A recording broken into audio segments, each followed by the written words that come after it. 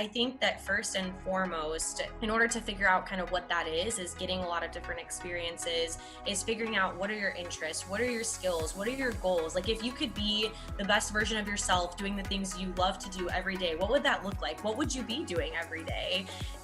All right. Welcome everyone to the Happy PharmD podcast.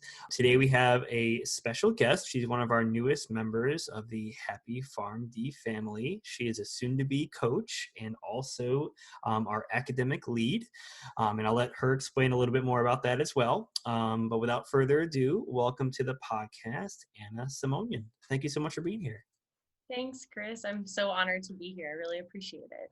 Absolutely, absolutely, and let's jump right in. So, if you want to give a brief bio about yourself, just so people know where you're originally from, where you went to school, and a little bit about your career path. Absolutely. I am originally from St. Louis, Missouri, and went to school at University of Health Sciences and Pharmacy, which is formerly known as St. Louis College of Pharmacy. Graduated in 2018. And then I went on to do a PGY1 community residency at Cleveland Clinic main campus in Cleveland, Ohio. And in July of 2020, graduated from PGY2 in ambulatory care at The Ohio State University College of Pharmacy, General Internal Medicine. So now I am living in the beautiful city of Nashville. I work at Vanderbilt Specialty Pharmacy. I am the clinical pharmacist in the infectious diseases clinic, and I recently joined the Happy PharmD team about 2 or 3 months ago now, and I'm really excited to be here and working with all the coaches and the team. Yeah, no, awesome. And so a little bit about, I guess, for people listening out there who are maybe either about to graduate or in the last 1 to 2 years of pharmacy school, where residency is obviously something that's brought up, or for anyone who maybe has been practicing for a while and is considering, maybe I want to do residency, or what should I think about first before considering it. So yeah, let's try to cover both those sides, whichever one you want to do first. Sure, definitely. I will start by saying that when I was thinking about doing residency, that was now 4 years ago that I was applying for PGY1, there were not many people that I really felt like I had to reach out to talk about community residency. I think that even just in the last couple of years, residency has continued to evolve and change and grow, which is amazing. But at the time, I definitely felt very lost on what to do and where to go and how to prepare. So I can definitely relate to that feeling. I think if you're considering that path, either as a student or a new grad or someone that's currently in the field, I would say that it's really something that before you make that decision, really have to be sure about it. Residency is a lot of work, but so incredibly worth it. And I would say if you're someone that is in a position where you're finding that you want to do more clinical things or you want to try to break into a new space, I think that certainly residency can help you to get there. And having clinical opportunities in your current role or trying to find opportunities in your current role will definitely help you to prepare for some of those things. When I was in residency and helping with some of the interview process and application, we certainly had multiple applicants that were already graduated, folks that wanted to come back and pursue residency. And I think what really stood out about those people are those that really made an intentional effort to find opportunities, to make themselves stand out, to stay connected to organizations, local, state, or national, have teaching opportunities if possible, and also to be able to really just diversify their experiences and do something unique. I think that that will definitely help you to stand out if you're going through the application process. I guess the other thing I will say too is that the only reason that I was able to get through any of that was because I had absolutely terrific mentors and people that guided me through the process. And I would say that if you're someone who's interested in this process, reach out to me, reach out to someone that's doing what you want to be doing, and they can hopefully help you navigate some of the more challenging aspects of figuring out mid-year and how do you write your letter of intent and should you even do a residency in the first place. And I think those conversations are so important. But having someone to be a soundboard for that, I think was so impactful for me as well. Gotcha. And I guess in terms of even for students and for professionals, so, going more to someone, let's say they've been practicing for a while. And I think a big barrier would be, well, I've been out of the, I guess you could say almost school game for so long. How can I stand out from someone who is fresh out of school, right? I think that's a great point in terms of reaching out to people who have done it. Finding a mentor to walk you through that process. Right. But I guess I think as pharmacists too, we're very hard on ourselves already. And Absolutely. so I feel like, what would you recommend to someone that's maybe on the fence, but also they're like, kind of like, I've been doing this, maybe I've been in retail or hospital for, 10 years or 5 years or longer. And how would I stand out? Right. Yes, sure. I think also that notion that just because you've been out of school for a while, that maybe you won't be able to do it, I think that's totally incorrect. Just because you're a new grad doesn't necessarily mean that you are going to be ready. I certainly did not feel that way myself jumping into that position, but I think the point I want to make here is that that isn't something that I would want to deter people from going that path or going that route, because actually having clinical experience, I think, is so incredibly valuable, because you've already been able to navigate some of the more difficult parts of being a pharmacist that is doing residency when you're a new practitioner. The first time I ever checked a prescription, oh my goodness, I remember it was DocuSay, and I think I looked at that label about 5 or 6 times before I actually checked it. I think everyone remembers the first prescription they ever checked. But I think because when you're in practice, you're able to overcome some of those things. You already have a baseline level of confidence.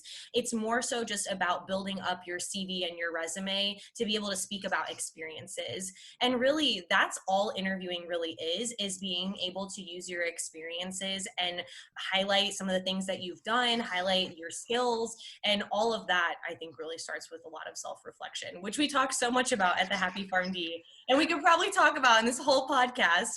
But just going back, I think that as long as you're able to really speak to some of those things and you're really able to figure out what it is that you want and highlight that in your letter of intent and make sure that it is consistent with what that program wants as well. It's really all about finding the right fit. So for anyone out there who is considering this or on the fence, of course, it takes a lot of time, pros and cons of each, but if it's really the experience part that you're concerned about, or gosh, how can I compare to a new grad? It's all about just how you talk up what you're doing. And I think that as long as you can, like I said before, just diversify what you're doing, try new things, see if there's ways that you can get involved in your current role that might be outside of your day-to-day activities. I would say that would demonstrate to me, as a potential program director or preceptor, a lot of initiative, which you definitely, I would say, need probably. Well, I think going right along with that, though, also, I would think like a good positive here is, even let's say you have been, practicing for 5-10 years and you're deciding to go essentially back to school in a way to advance your expertise to become more clinical or what have you. That also helps you stand out possibly even more, because a lot of people are already so comfortable in their role, what they've been doing, right? To go out of your comfort zone, to want to be challenged, to want to grow more, it's Yes. almost an advantage to Yes. in a way. And you have a lot of appreciation for what things look like on the other side too. And I think bringing that perspective is so incredibly important. As a kind of aside to this, but in a similar point, we have a ton of pharmacists that are on our Vanderbilt specialty team, some of which have retail backgrounds, some of which have hospital background, and then some of us which are residency trained. And I actually love having all those members on the team, because there are things I don't necessarily think about that someone who has been trained in a different way does bring to the table. And similarly, I think if you're someone who is trained in a different background but want to come back and try to have some more clinical experiences, I think that is amazing, and you should totally talk about that and leverage that during your interviews and everything. So I would say, if you're considering it, get a coach. There's our shameless plug. But no, really, if you're considering it, I would say that reaching out to folks that can help walk you through the process and help really coach you through the process, whether that's a coach or not, is something I would recommend as well. We're just lucky as students that we kind of get that, because we have preceptors and professors and everything too. Well, that's a great point, right? Because and we can definitely want to bring up coaching, but you also mentioned even before, it's important to talk to someone who's been through the process, because maybe it's not a good fit, right? I feel like coming out of school or towards the end of school, where they kind of like are talking about residency, fellowship, and what you should do, and everyone should do a residency, right? And Oh yeah. it's not a one size fits all, right? Sometimes it isn't what, isn't for you. It could, and it's nothing, doesn't mean anything against you. It just might not be a good fit. But I feel like with coaching, let's say in general, right, for career advancement or coming out of school and you're just not sure what you want to do, where do you see coaching in that avenue of helping Oh, people? that's a great question. I think that coaching is such an organic part of that process because, in a way, we're all moving towards something hopefully that is out of our comfort zone and doing different things and need to be coached every step of the way. And I think that in my career, just as a student pharmacist and then as a resident, now as a pharmacist, I think I've naturally almost developed coaching relationships, either where I have helped to coach people through a process or I've also been coached through things. And so I think it is such an integral part of our careers. I think that it's already there, and I think it will just continue to be there. And we're so lucky that we get to do that, at Happy PharmD. But I think that there's a lot of people out there that I'm sure are maybe doing this and don't even know that it's really coaching. And I think to kind of go back to the point where you mentioned in pharmacy school where everyone feels like they have to do a residency. Listen, I was in that bucket as well. I actually come from a kind of sort of lineage of pharmacists. My older brother is a pharmacist. He owns an independent pharmacy. And that was really kind of where my love for outpatient pharmacy started, doing AM care before I knew it was AM care. And when I was looking for residency, I had alluded to this earlier, I didn't really feel like there were a lot of people I could even reach out to that had gone through the path I wanted to go through, that were doing the things I wanted to be doing. I mean, I saw people who were maybe 20, 30 years in their career that were doing things I wanted to be doing, but not anyone that was even 5 or 10 years out. So I think that the reason, because I'm not going to lie, residency is tough, but I am so grateful for both years of residency that I had. And I think the reason why they were positive is because they were a really good fit for my personality, for the things I wanted, and for my career goals. And I would say that there's a lot of pressure to do a residency, and that's really not the right path for everyone. And actually, there are people who probably shouldn't do one. And there's definitely ways to get to where you want to be without doing that. But I think that first and foremost, in order to figure out kind of what that is getting a lot of different experiences, is figuring out what are your interests, what are your skills, what are your goals? Like if you could be the best version of yourself doing the things you love to do every day, what would that look like? What would you be doing every day? And those are some of the questions that, 20-something-year-old Anna had to ask herself and had no idea really what any of it meant. But I knew that there were certain aspects of pharmacy that I loved. There were things I was involved in as a student. And I would say that for anyone that is trying to transition, that is a great way to start that conversation with someone else or even internally with yourself. So coming all the way back around, coaching helps with that. No, I couldn't agree more. But also, I think a big part of that is the self-reflection, right? In which we do, in our program as well. But I feel like a lot of people don't, it's more about kind of hearing what everyone else is saying and doing and not listening to yourself and Yeah. what's going on truly inside. And also just where do you actually see yourself, right? What do you, when you actually stop for a second and just take a deep breath and what do I want to do? What am I even looking for, right? It doesn't even have to put a name to it. Just like, what does your day look like? Yeah. What does your balance look like, work Mhm. life overall? And a lot of us don't do that, right? It's just kind of like, I'm Yeah. going to be this kind of pharmacist, or I'm going Sure. to do residency, or I'm just going to go do retail or hospital. Mhm. And it's not like, well, what exactly is your goal? Mhm. A couple of years from now, 5 years, 10 years, like what is the plan, right? And that's a very hard question to answer. And that's why I don't recommend trying to answer that quickly. The more time you spend on it, the better, and then go back to it again and again. But I think until you can, really think about, what is it that you really want to do overall, and what would make you the most happy, that can also help answer the question, right? In terms of, is residency for you? And obviously there's so many different options too, right? And in pharmacy, as as it's certain parts are getting more saturated, other parts are like just popping up, right? So especially with COVID and everything, we're seeing that so many things can be remote and just totally different types of pharmacy compared to even last year or 2 years Absolutely. ago. So yeah, and coaching obviously helps a lot with that too, in terms of at the end of the day, it's your decision and you're doing a lot of self-reflection and trying to determine that. But having someone, right by your side along the whole way, Mhm. like you said, even when you're in school, having that mentor, having someone Mhm. to like look to, like how, what was your path? What did you do? What were the Yeah, factors that you weighed in? for sure. It helps so much. It's And having those conversations and figuring out what your intentional next steps should be as well, because really in order to do all of this and all of this process, these are all habits too, and it's all about some of those smaller wins and smaller habits and what are we doing on a day-to-day basis that is helping to get us to the next place. And I knew pretty early on that I did not want to do inpatient pharmacy or hospital pharmacy. That was just, and not to knock anybody that's doing it, but I knew that wasn't for me.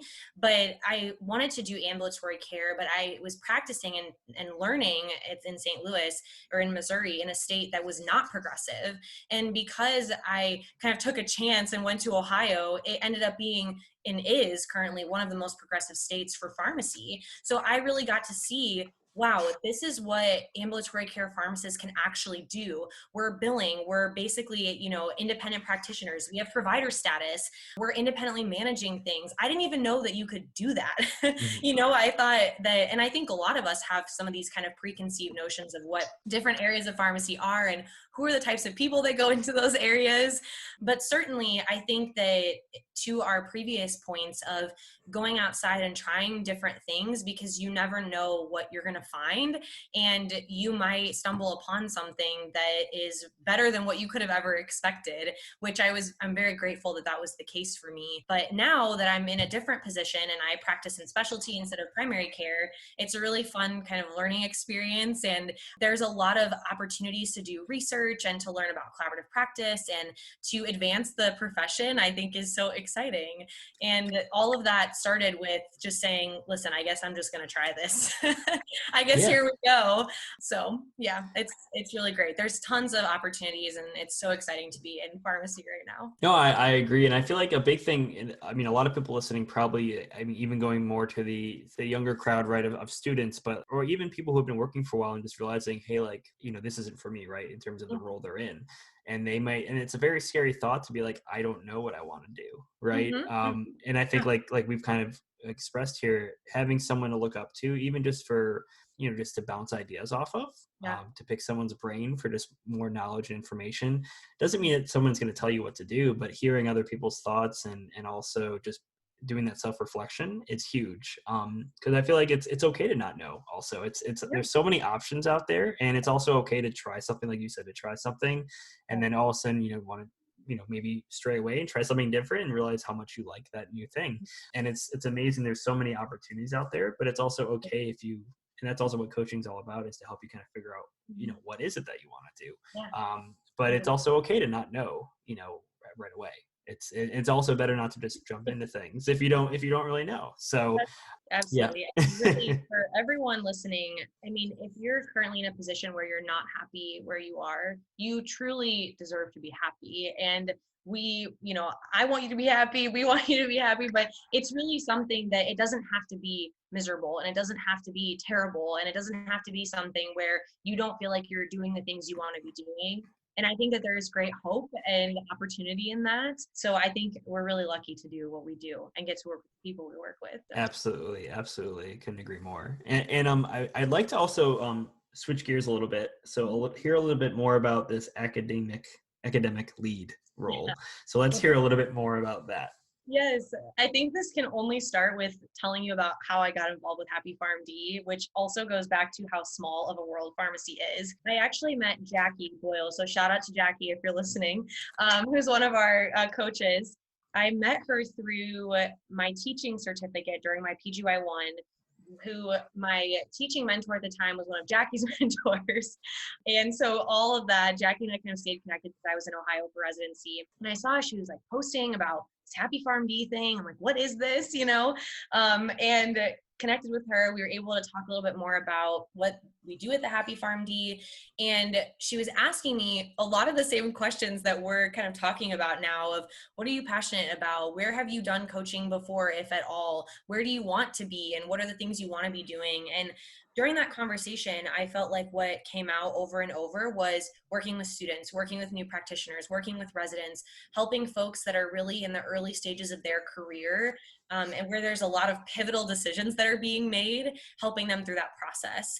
So this academic position evolved through different conversations with Alex Barker and I, and ultimately we got to a point where we thought it would be so incredible to be able to interface with alumni groups, student groups, colleges of pharmacy, pharmacy associations, and to be able to deliver meaningful content that is going to help new practitioners find fulfilling careers and students find fulfilling careers.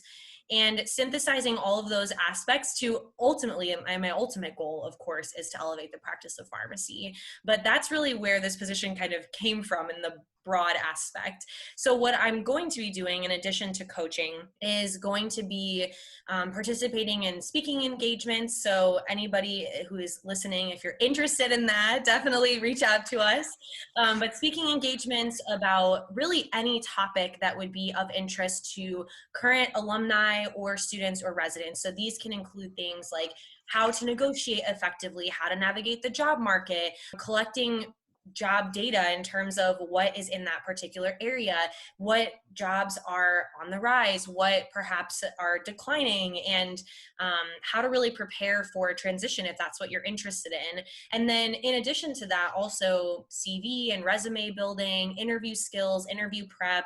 And also I think kind of interspersed in that is learning how to ask some of these hard questions to yourself, which will hopefully ultimately lead you to a position where you feel fulfilled. So long way to say that we're excited to talk to the demographic that I feel like also fits where I'm at in my career, and very much passionate about being able to help folks that are in a very similar position to me. Very cool. Very cool. And I would, just to kind of go back to that, you said that you had a mentor when you were in school. So I guess is a part of you also kind of wanting to be that for others, like kind of going is yeah. Yeah, you nailed it. That's right. Absolutely. And I'm so blessed that I had some just fantastic mentors through every stage of my career. And I think because of that, there were a lot of challenging situations that I was in where I felt like I was at a crossroads and I didn't know what to do. And there was a time where I wasn't sure if I wanted to do PGY2 or if I just wanted to get a job, or maybe I didn't even want to do residency at all, or maybe I wanted to totally switch and not even do pharmacy. I mean, those conversations, all those things happened. And I would definitely say that I hope at some point I can also be a mentor like that to someone else. Because like you said earlier, like pharmacists are so hard on ourselves. And I think we take a lot of these kind of strengths assessments all throughout pharmacy school and in residency. And one of my top strengths is being an encourager. So I want to encourage all of the students. But yes, definitely. You know, you made a good point there. I'm curious, just as we're going towards the tail end of the episode, I'm curious, like, why do you think we're so hard on ourselves as pharmacists? Or Yeah. this also could be a medical profession also, Yeah. but we'll focus on pharmacists today. But why do you think we're so hard on ourselves? I think that there is a underlying sense of perfectionism that exists in a lot of the medical curriculums. And I think because there is I feel like in the science field in general, there's always these unknowns and we're pushing to know more and be more and do more. I think because of that, it is almost an innate personality trait of folks that are attracted to that. And in addition to that too, I would say that a lot of people that go into pharmacy or medicine or nursing or anything like that tend to be pretty type A as well and have their to-do list and be really focused. And I think that also all of that leads to feeling like you have to accomplish things. And a lot of your worth, sometimes it feels like comes from your work and comes from your productivity. And so I think that's probably why we're so hard on ourselves, and it's definitely a journey to not be that way, and it's an intentional effort not to be that way.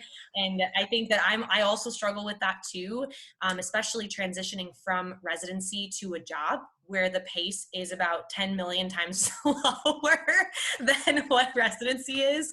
But I would say that that's probably a big part of it. And I would add on to that in pharmacy school, there's just this sense of constantly being evaluated. Everything you're doing, everywhere you go, someone's giving you a grade or an assessment, or you're having to justify what you're doing, which makes sense, for, of course, the curriculum. But I think that it's almost ingrained into us too, that we have to perform and we have to be the best all the time. Yeah, no, I couldn't agree more. And I think that's funny how you said it was like 10 times more chaotic, and then it was slower when you transitioned out. Oh, yeah. Uh-huh. But that makes sense. So it prepares you for anything, right? So, yes, it does. but as we wrap up today, so I'd love to just break down a couple like main points. So for people who, depending on, no matter where they are currently, either still finishing up school, recently graduated, or have been working for 20 years, and they're considering a change, could be residency, could be just completely 180 to a whole different field of pharmacy. Yep. Let's go with like, what would be the first two things they should do that you think most important things they should do? Absolutely. I think if you're considering a career transition, if you're considering a career transition and you think that might be residency, I would say that the first thing I would do is, in your current position, assuming that you maybe know what you want or have looked at residency programs, we'll just assume that maybe you've done that at this point. Because first step would probably be to look at residency programs and figure out, what you might want. But let's just assume that you've done that. I would say that the first step is identifying ways that you can have some unique experiences in your current position. So are there students that you can take or learners that you can take? Is there a presentation that you can give? Is there some, maybe like a QI type of project or some sort of data that you can collect and present to your manager or your boss, or even just a improvement project that you can implement in your current position? I would say that's kind of the first step. And the second thing I would say, and we've hit this point home, I think, is definitely reach out. I think if there's people on LinkedIn that you see that have done residency training, or people that are pursuing residency training later in their career, or if you're a new practitioner and you're working in retail and you want to go back and do residency, definitely reach out to someone that has gone through that process. And I'm offering myself up for this. So if anybody is interested, I'm happy to talk about this anytime, or I'm sure any of our coaches too. But I would say those are the two main things that I would do. Again, assuming that you have perhaps already looked at the options for residency programs, because there are so many, and considering all of the different pros and cons that are associated with that. So are you willing to move? Are you not willing to move? What kind of experiences do you want? What do you want to get out of it? Do you think you want to do a PGY2? What kind of setting do you want to work in? So those are all, I would say initial points that you have to consider. And then those other two, number one and number two, are things you can do after that. Awesome. No, I appreciate it so much. And Anna, if people want to reach out to you, like you said, what would be the best way that they could do that? Yes, absolutely. You can reach out to me on LinkedIn, Anna Simonyan.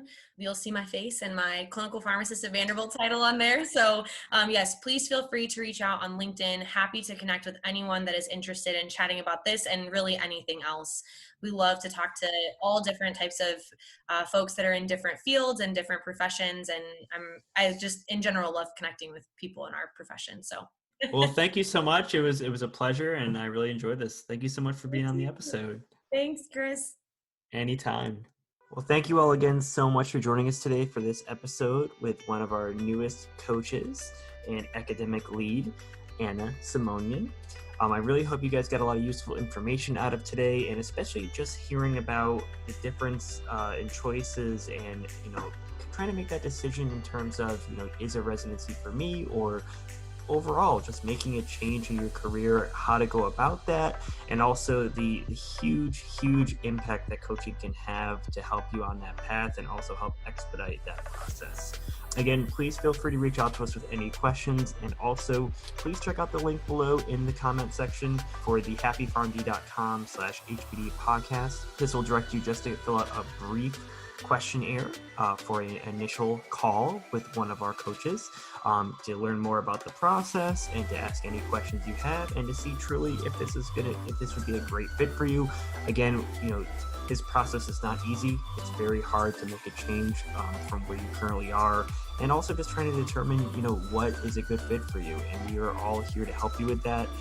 This is what we do. We love doing this and love seeing that transition happen. Again, reach out to us with any questions, and thank you again so much for listening. We'll see you next time.